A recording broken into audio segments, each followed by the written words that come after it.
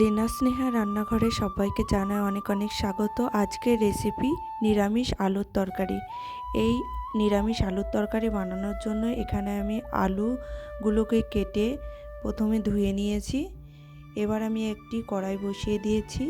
তার মধ্যে আমি দিয়ে দেব 2 থেকে 3 চামচ মতো সর্ষের তেল। এই তেলটি গরম হয়ে এলে এর মধ্যে দিয়ে দেব আমি 4 থেকে 5টি কাঁচা লঙ্কা চেরা।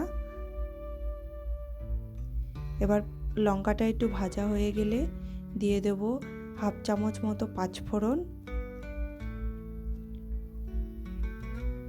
এবার দিয়ে দেব হাফ চামচ মতো আদা কুচি। এবার আদাটা একটু ভাজা হয়ে এলে দিয়ে দেব এর মধ্যে একটি টমেটো কুচি। এবার সামান্য একটু লবণ দিয়ে দেব।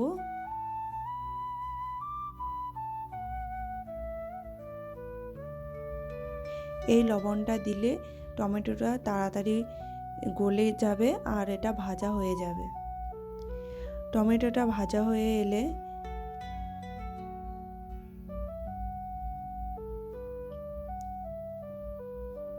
দিয়ে দেবো এর মধ্যে 1 চামচ জিরে গুঁড়ো, 1 চামচ কাশ্মীরি লাল লঙ্কার গুঁড়ো, 1 চামচ ধনে গুঁড়ো, স্বাদ মতো লবণ আর হাফ চামচ মতো হলুদ গুঁড়ো।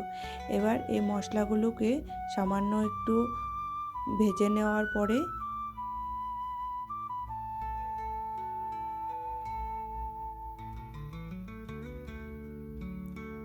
এর মধ্যে দিয়ে দিতে হবে কেটে রাখা আলুগুলো।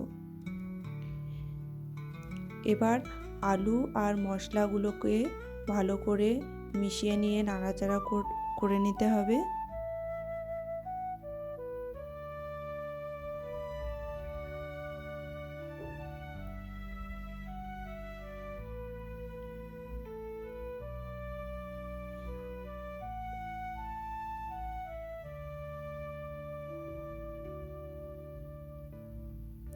এবার আলুগুলো মশলার সাথে কষানো হয়ে গেলে পরিমাণ মতো জল দিয়ে দিতে হবে।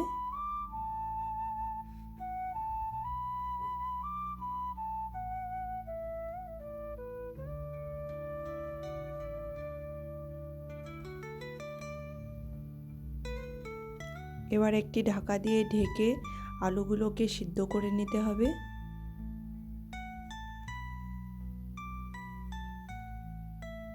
এখানে আলুগুলো প্রায় সিদ্ধ হয়ে গেছে।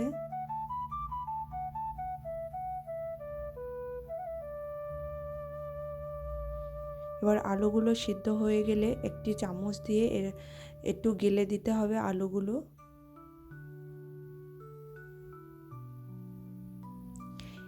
এবার এর মধ্যে দিয়ে দেব ধনেপাতা কুচি আর দিয়ে দেব হাফ চামচ মতো গরম মশলা গুঁড়ো। এবার একটু নাড়াচাড়া করে নিলে রেডি হয়ে যাবে নিরামিষ আলুর তরকারি।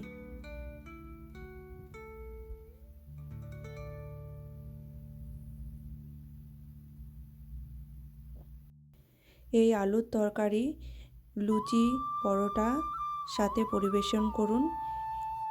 এই নিরামিষ আলুর রেসিপির সাথে এখানে আমি সবুজ লুচি বানিয়েছি, তার ভিডিও নেক্সট পার্টে আপনারা দেখতে পাবেন। ভিডিওটি ভালো লাগলে লাইক শেয়ার কমেন্ট করে জানাবেন।